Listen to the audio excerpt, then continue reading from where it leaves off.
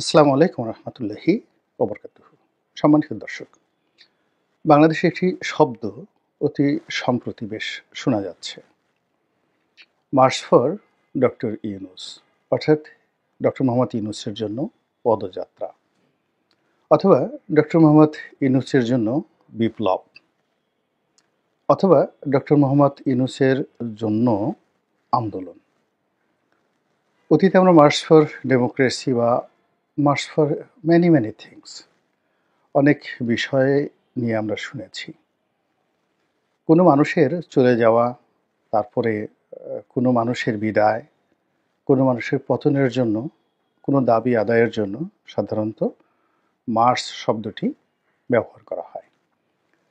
কিন্তু এই প্রথম, বাংলাদেশের ইতিহাসে এই প্রথম কোনো একজন মানুষকে ক্ষমতায় রাখার জন্য, তাও রাষ্ট্রীয় পর্যায়ে, মার্চ ফর ইউনূস শুরু হচ্ছে। ইতিমধ্যে ছাত্রদের যে সংগঠন, অবশ্যই সেটি সমন্বয়কদের সংগঠন, তারা বাংলাদেশের বিভিন্ন জায়গাতে ক্ষুদ্র পরিসরে মার্চ ফর ইউনূস করেছেন। ইটস এ টেস্ট কেস, এবং এটা আরও বৃহত্তর পরিসরে শুরু হবে, এবং এটির যে ব্যাপকতা, এই ব্যাপকতা আগামীতে পুরো রাজনীতির গতি এবং প্রকৃতি পাল্টে দেবে। এবং মার্চ ফর ইউনূসের এই ব্যাপকতায় সমগ্র বাংলাদেশ কেঁপে উঠবে। এবং পার্শ্ববর্তী রাষ্ট্র ভারত, তারা হতচকিত হয়ে পড়বে, এও কি সম্ভব? এবং বিশ্ব কিন্তু অবাক বিস্ময়ে তাকাবে। এটির ফলে আমাদের রাজনীতির গুণগত কোনো পরিবর্তন হবে কিনা, দেশের কোনো কল্যাণ হবে কিনা, এটি এই মুহূর্তে বলা যাচ্ছে না। কিন্তু ইতিমধ্যেই যেটি হয়ে গেছে, রাজনীতিতে যে বিভাজন অনিবার্য হয়ে পড়েছে, যে সংঘাত অনিবার্য হয়ে পড়েছে, সেক্ষেত্রে ডক্টর মোহাম্মদ ইউনূস তিনি তার নিজের পক্ষকে ভারী করার জন্যে, তার পক্ষের লোকজনকে রাস্তায় নামানোর জন্যে ইতিমধ্যে যে কয়টি টেস্ট কেস তিনি উপস্থাপন করেছেন, শতভাগ তিনি সফল হয়েছেন। আর তার উল্টো দিকে তার বিরুদ্ধে রাস্তায় নামার জন্য বিভিন্ন মানুষ পরিকল্পনা করছেন, বিভিন্ন প্রতিষ্ঠান হুমকি দিচ্ছেন, বিভিন্ন অর্গানাইজেশন, সংগঠন, তারা অত্যন্ত দৃঢ় প্রত্যয় এবং দৃঢ় বিশ্বাসে তারা বলিয়ান যে তারা যদি রাস্তায় নামে, সেক্ষেত্রে ডক্টর মোহাম্মদ ইউনূসের পক্ষে সরকার পরিচালনা করা কঠিন হয়ে যাবে। অনেকে দম্ভ করে বলার চেষ্টা করছেন, আমরা শেখ হাসিনার মতো স্বৈর শাসককে হটিয়েছি, কাজেই আমাদের সঙ্গে লড়তে এসো না, আমাদের সঙ্গে যদি লড়তে এসো 1 ঘন্টাও টিকতে পারবে না। কিন্তু এক্ষেত্রে ডক্টর মোহাম্মদ ইউনূসের যে ইতিবাচক দিকগুলো, আর শেখ হাসিনা থেকে শুরু করে অন্যান্য যারা রয়েছেন, তাদের নেতিবাচক দিকগুলো একত্র করলে, পাশাপাশি করলে খুব সহজেই বুঝতে পারবেন যে আগামীতে March for doctor Mohammad Yunus এটি কতটা প্রলয়ঙ্করী হতে যাচ্ছে ইউনূস বিরোধীদের জন্য। আপনারা ইতিমধ্যে দেখেছেন যে রাজনীতির চাণক্য নীতি শুরু হয়ে গেছে। এখানে সরকারের সঙ্গে সরাসরি সংঘর্ষে না গিয়েও যেটি বোঝা যাচ্ছে যে বিএনপি স্পষ্টতই ডক্টর মোহাম্মদ ইউনূসের বিপক্ষে, এবং বিএনপি যে কোনো সময় ডক্টর মোহাম্মদ ইউনূসের বিরুদ্ধে রাজপথে নামতে পারেন। এটিকে সম্ভাব্য একটি আক্রমণ মনে করে বা এটিকে সম্ভাব্য একটি আন্দোলন হিসেবে আখ্যা দিয়ে সরকারের পক্ষ থেকে যে সকল প্রস্তুতি নেওয়া হয়েছে দেশে এবং দেশের বাইরে, তার প্রেক্ষিতে আপনারা ইতিমধ্যে দেখেছেন যে জামাতের আমির জনাব ডক্টর শফিকুর রহমান, তিনি ইতিমধ্যেই লন্ডনে বেগম জিয়ার সঙ্গে দেখা করেছেন, এবং সেই বৈঠকের পর যেটি হয়েছে, চারিদিকে গুজব ছড়িয়ে পড়েছে, নানা রকম গুজব, এবং তার প্রেক্ষিতে জনাব শফিক অত্যন্ত সাদামাটা, নির্লিপ্ত এবং একটা ভালো মানুষই যাকে বলা হয় ধরনের বিবৃতি তিনি দান করেছেন। তিনি যেটি বলার চেষ্টা করেছেন যে আমাদের দীর্ঘদিনের রাজনৈতিক সৌহার্দ্যতা রয়েছে, সম্পর্ক রয়েছেন, আর বেগম জিয়া সর্বজন শ্রদ্ধেয়া, বয়োবৃদ্ধ এবং প্রবীণা। তো কাজেই তার এই অসুস্থতার সময়, তিনি সত্যিকার অর্থে অসুস্থ, তার সঙ্গে সৌজন্য সাক্ষাৎ করাটা এটি আমার রীতির মধ্যে পড়ে, ধর্তব্যের মধ্যে পড়ে, আমি সেই কাজটি করেছি।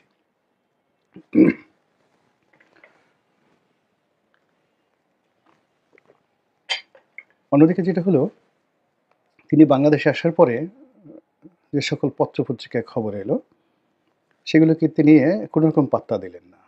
তিনি একটি সংবাদ সম্মেলন করলেন এবং লন্ডনের বৈঠক নিয়ে যে সকল কথাবার্তা হয়েছে সেগুলোকে চমৎকারভাবে তিনি উপস্থাপন করলেন।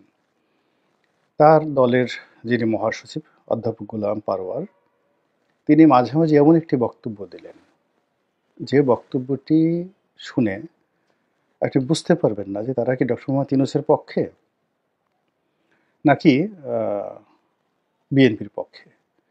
তারা কি ফেব্রুয়ারি মাসে নির্বাচন চায়, জুনে চায়, নাকি ডিসেম্বরে চায়? তারা কি ডিসেম্বরে নির্বাচনের জন্য যদি দাবি জোরদার হয় তাহলে নির্বাচনে আসবে নাকি আসবে না? কোনো কিছুই বুঝতে পারবেন না। এবং এটা জামাতের একটা কৌশল, এবং সেই কৌশলের সঙ্গে সঙ্গত কারণে ডক্টর মোহাম্মদ ইউনূসের একটা সংযোগ থাকতে পারে। এটা আমি অন্য একটা ভিডিওতে বলেছি।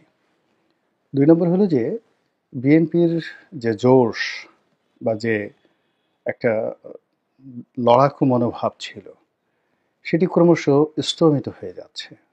পার্টির মধ্যে পারস্পরিক বিরোধ, পার্টির মধ্যে পারস্পরিক যাকে বলা হয় অবিশ্বাস, এবং পার্টির অনেক নেতাকে বিভিন্নভাবে ট্যাগ দিয়ে, উনি তারেক রহমানপন্থী, উনি বেগম জিয়াপন্থী, উনি জামাতপন্থী, উনি ভারতপন্থী, উনি পাকিস্তানপন্থী, এই ডিভাইড অ্যান্ড রুল সরকার কিছু করেছে কি করেনি, বা কোনো গোয়েন্দা সংস্থা করেছে বা করেনি, ডাজ নট ম্যাটার। মূল ব্যাপার হলো এই বিভক্তিটা বিএনপিতে চলে এসেছে। এবং সর্বোপরি মাঠের যে রাজনীতি, ভোটের যে রাজনীতি, এটি অ্যাবসলিউটলি জনগণের মুখে একটা সিসি রব উঠে গেছে। চারিদিকে যেভাবে প্রকাশ্যে চাঁদাবাজি হচ্ছে এবং মানুষ যেভাবে মাহরুম হয়ে পড়ছে, অসহায় হয়ে পড়ছে, সেখানে ভোট, গণতন্ত্র কিংবা আওয়ামী লীগের বদনাম, এর কোনোটি এখন মানুষের কাছে গ্রহণযোগ্যতা পাচ্ছে না। মানুষ তার দৈনন্দিন সমস্যা নিয়ে, তারপরে নানা রকম যাকে বলা হয় জটিলতা নিয়ে এতটা ব্যস্ত, এবং যে যার মতো করে পাগলের মতো ছুটে সমস্যার সমাধানের চেষ্টা করছে, কিন্তু পারছে না। আর তার উপরে যখন রাজনীতির যে চাঁদাবাজি, এই জিনিসগুলো হচ্ছে, আর স্পষ্টত যে দলের বিরুদ্ধে চাঁদাবাজির অভিযোগ আসছে, সেই দলের যারা লোকজন ভোটের নামে এলাকাতে ঘোরাফেরা করছে, জনসংযোগ করছে, এবং ৪-৫ জন লোক এক একটা এলাকাতে নির্বাচনের জন্য ৪-৫ রকমের মেরুকরণ তৈরি করে ফেলেছে, সেখানে রীতিমতো জনরোষ তৈরি হয়ে গেছে। ডক্টর মোহাম্মদ ইউনূস ইতিমধ্যে যে কাজটি করেছেন সেটা হলো তিনি ইসলামপন্থী যারা আছেন তাদেরকে তার পক্ষে টেনে নিয়েছেন। অর্থাৎ এখানে জামাতের সঙ্গে অন্যান্য ইসলামপন্থীদের রাজনৈতিক বিভেদ থাকতে পারে, কিন্তু ডক্টর মোহাম্মদ ইউনূসের ব্যাপারে সমস্ত ইসলামপন্থীদের একটা ভীষণ রকম যাকে বলা হয় সফটকর্না রয়েছে। এবং এখানে যেটি ফিলিস্তিনের জন্য হলো মার্চ ফর ফিলিস্তিন, এত বড় বিশাল সমাবেশ বাংলাদেশে নিকট অতীতে হয়নি। তো আগামীতে যদি বৃহত্তর পরিসরে মার্চ ফর ইউনূস হয় এবং সকল যাকে বলা হয় ইসলামপন্থীরা যদি রাজপথে নামেন, ওটাকে মোকাবেলা করার শক্তি বাংলাদেশে কোনো রাজনৈতিক দলের নেই। বোঝার চেষ্টা করুন, বিএনপি যদি ইউনূস বিরোধী একটা সমাবেশ করে, কত লোক হবে পল্টন ময়দানের, বা ধরুন সরোয়ার্দী উদ্যানে, কিংবা ধরুন বিএনপি অফিসের সামনে। আবার তার কাউন্টার যদি মার্চ ফর ডেমোক্রেসি করে, তাহলে দেখা গেল যে তার চেয়ে অন্তত 10 গুণ লোক বেশি ইসলামপন্থীরা আনতে পারবে, এমনকি চরমোনাই একা আনতে পারবে। তো সেক্ষেত্রে দেখা যাচ্ছে যে ভোটের মাঠে বিএনপির সঙ্গে হয়তো তারা পারবে না, কিন্তু মার্চ ফর ইউনূস অথবা ইউনূস হটাও। এই দুটো বিষয় নিয়ে যদি রাজনৈতিক দলগুলো পরস্পরের মুখোমুখি দাঁড়িয়ে যায়, সেই ক্ষেত্রে ইসলামপন্থীদের যে সমাবেশটা, এটি মার্চ ফর ফিলিস্তিন এই ধরনের একটি সমাবেশে রূপ নেবে। ফলে ঢাকার রাজপথে, অন্ততপক্ষে ঢাকার রাজপথে, চট্টগ্রামের রাজপথে, সিলেটের রাজপথে এবং রাজশাহীর রাজপথে মার্চ ফর ইউনূসের যে চমক, এই চমকের সামনে রাজনৈতিক দলগুলো চমক দেখাতে পারবে না।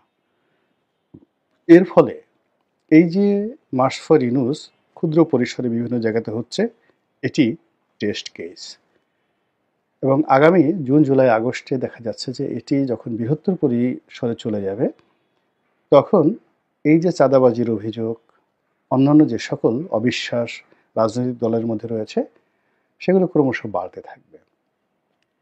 আর অন্যদিকে ইউনূসের যারা পক্ষের লোকজন আছে, তারা শক্তিশালী হতে থাকবে। আর এর মধ্যে দেশীয় এবং আন্তর্জাতিক যদি কোনো ঘটনা ঘটে, দুর্ঘটনা ঘটে, যা কিছুই ঘটুক না কেন, সেইগুলো আসলে ইউনূসের পক্ষেই চলে যাবে। ডক্টর মোহাম্মদ ইউনূসের শুধু একটাই সমস্যা, আইন শৃঙ্খলা রক্ষার এই সমস্যাটি রয়েছে বাংলাদেশে। এটি যদি তিনি মোটামুটি সামাল দিতে পারেন, তাহলে আগামীতে যে নির্বাচন করা, নির্বাচনের সময় দেওয়া, এটা একান্তই তার দয়া মায়ের উপর নির্ভর করবে। এটাই হলো রূঢ় বাস্তবতা। বিভিন্ন মানুষ নানা রকম ট্যাগ দেওয়ার চেষ্টা করছেন। কেউ বলার চেষ্টা করছেন যে ভারতের সঙ্গে ডক্টর মোহাম্মদ ইউনূসের একটা সমঝোতা হয়ে গেছে। অনেকে বলার চেষ্টা করছেন যে আমেরিকার একটা বিরাট টিম বাংলাদেশে আছেন, তারা তাদের মিশন সাকসেস না করে ডক্টর মোহাম্মদ ইউনূসকে যেতে দেবেন না, এবং তারা তাদের সেই মিশন ইতিমধ্যে শুরু করে দিয়েছেন। কেউ বলছেন সেটা সেন্ট মার্টিন নিয়ে, কেউ বলছেন রোহিঙ্গাদের নিয়ে, কেউ বলছেন আরাকান রাজ্য নিয়ে, হোয়াট এভার মেবি। পর্দার আড়ালে অনেক কিছু হচ্ছে। আমরা যারা সাধারণ জনগণ, আমরা শুধু শান্তিতে থাকতে চাই, সুখে থাকতে চাই, দেশটি স্থিতিশীল থাকুক এবং আমাদের জননিরাপত্তা যেন বিঘ্নিত না হয়।